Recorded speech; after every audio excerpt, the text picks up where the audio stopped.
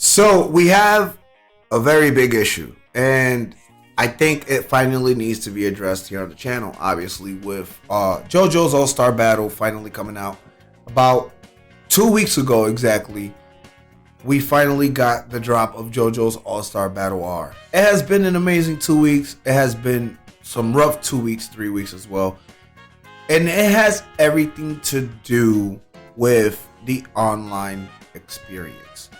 JoJo's Bizarre Adventure is literally in a stage that it should not be in currently, but ultimately it is, and it's due to the penchant of Bandai Namco and CC2's decision making, so on and so forth. It is unfortunate that this is where we're at, and this is a video that's being dropped only 3 weeks into the game's life, essentially putting a very big warning sign for those who are coming in trying to find the best online gameplay experience possible. So follow me here as I explain exactly what's going on. What's happening is the following.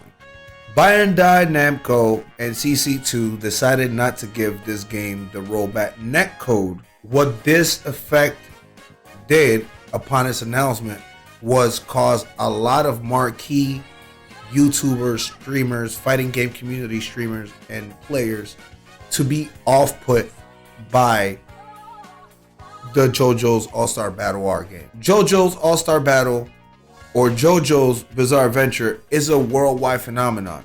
Nonetheless, that doesn't necessarily mean that all of their video games has been accepted or are accepted, like a Dragon Ball Fighters or any Naruto or One Piece kind of game. Most of the games that have been released for JoJo's Bizarre Adventure have been pretty much swing and a miss in regards to playability, in regards to sustainability, in regards to longevity. And because of that staple, this game comes in with that kind of feedback behind it. Will this game stand the test of time? Will this game have a longer lifespan than about 2 months because it's an anime game? Will this game have everything that it requires of an actual fighting game to make it stand out from its other anime predecessors or any other anime game that's coming out that's a fighting game, so on and so forth? Those questions had to be answered with All-Star Battle R. Those questions were answered with All-Star Battle R. The gameplay itself is highly competitive. The movesets, the assists, everything that's inside the game is not janky, it isn't broken. And ultimately, by gameplay experience, you're getting the best gameplay experience that you'll ever have. So we're going to compare this game, for example, to Dragon Ball Fighters. This is essentially putting Marvel vs. Capcom into something that's similar to Tekken Cross Street Fighter. We're not here to talk about that. We're here to talk about the part that messes with you, messes with me, messes with anybody that's playing this game competitively or hardcore: the matchmaking. Bandai Namco, unfortunately, has ruined the matchmaking experience here by having a threshold of certain numbers, and unfortunately that threshold doesn't work for a game that ultimately had a massive drop off in player base due to the fact that the online netcode for patch 1 wasn't that great. And if you want to talk about that, look at the Xbox player base right now is abysmal. The PC player base is the top right now, and then after that is the Switch, surprisingly, crazy enough, Nintendo for you. On the flip side of things, the PlayStation comes in that third slot, and then you run into the conundrum of what I'm talking about. For one, quick matches. Quick matches generally should put you into any match whatsoever that's existing out there if the other person is looking for quick match. What that means is that no matter what parameters or policies is placed in the game, in the code source of the game, this option, quick match is supposed to allow you just to pair up with anybody, anywhere, anytime. The game itself has something going on that it's prioritizing the regions in the quick match, and it's not allowing you to look outside of your region with the quick match. First killer right there. First killer. The second thing is, it also still applies the threshold that applies to every other kind of pairing system in this game. You have player matches, you have rank matches. Both of them have a threshold of 100,000 points. A threshold of 100,000 points means that if you're under 100,000 points, you can't match up with opponent. If I am at 0 and my opponent is at 100,000, they will never see me, even if I'm literally living next door to them. I have to win 2-3 matches to get under that threshold. The same thing goes if I got over the 100K and anybody that person is still 100,000 points ahead of me. It will always be that it will never match you up with those who are under that threshold. Due to the game's drop off and due to the game's level of competitiveness out of the gate, we had players that played the beta and were running gun-ho online like that. Got in, did their thing. Boom, boom, boom, boom, boom, boom, boom. Easy. Got to 100K.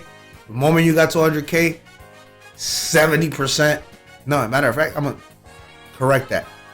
98% of the player base that was playing in the first week, you wasn't able to pair up with them the moment you got to Doofus rank. You have folks that are under the 100,000 threshold that are having the time of their lives. They're pairing up with people. They're losing, they're winning because they're new to fighting games. They're new to this kind of game concept. They don't know how to play that well. They're learning the ropes. They're getting better with a certain character. And they're literally winning and losing, winning 2-3 times, losing 2-3 times. And they're having the best experience. That's where you would think you would want to be at, right? And that's where you would ideally like to land in order for you to matchmake and be able to play the game consistently online. But unfortunately, the way they did it is for skill level purposes, but it wasn't a good take. Doing a quick match, that shouldn't apply to quick match. It should allow you to play with any character. It should allow you to play with any opponent. The same thing happens with player match. It shouldn't allow you, your BP shouldn't be the considering factor as to who you can match up with in player match that has nothing to do with your battle points. That's strike 2. So player matches are completely rigged with the exact same coding, and that unfortunately is messing with you. If you have a high number or a high level, or you have, let's say, over 70 wins, you're not going to get paired with anybody that has under 40 wins. Let's put it like that. So, fortunately, you lose 95% of the player base that you could pair up with. You go to rank, you could pick anything, whether it's this region or the outside region. And yet again, you have the consistency of strike 1, where it continues pairing you up in the same region, even when you say all region. And then you have the threshold that's not allowing you to pair up with anybody that's under the 100K points from you. The last thing has to do with the netcode itself. The netcode itself has caused a massive, that is right, has caused a massive amount of players to drop the game. Delays in the inputs, a lot of transmitting in the screen when they're in the middle of a match, a lot of button drops, depending on if they're playing with Burger King Wi-Fi or McDonald's Wi-Fi versus playing with Optimum and Xfinity. All of the slew of things that you knew that were coming at the initial release of the game is the third strike as to where this game is completely getting withered away. And the only way that this can be saved is by them dropping an emergency patch as soon as possible. If CC2 does not drop this patch and adjust these online matchmaking situations, I can tell you guys that by the end of October, the player base is going to be no more than 1,000. Like, you're going to have 60, 80 people playing online on the PlayStation. You're going to have 10 folks playing on the Xbox. You know, you're going to have 1,000 folks or so playing on PC. And that's it. And that's unfortunate for such a degree of passion and blood and just everything that was put into this game for this overhaul. The one thing that was asked time and time again is the one thing that's going to kill it: the netcode experience and the online experience. Gotta fix it. You have to fix it, Bandai. You have to fix the CC2. You have to go ahead and announce the rollback netcode or a patch that will fix the matchmaking. Continue this way, because fortunately there ain't gonna be no more Jojo's. People are just gonna give up. They're gonna give up playing the game until a new character drops. Then about a week later, they're gonna leave it, and it's gonna be the same experience. With that being said, though, I'm gonna leave it at that. Thank y'all for watching this video. If you guys did enjoy it, y'all know what to do. Slap the thumbs up, love, share, continue coming through, showing the love and support here on the channel, and I'll highlight you guys in the next video. Catch me next time.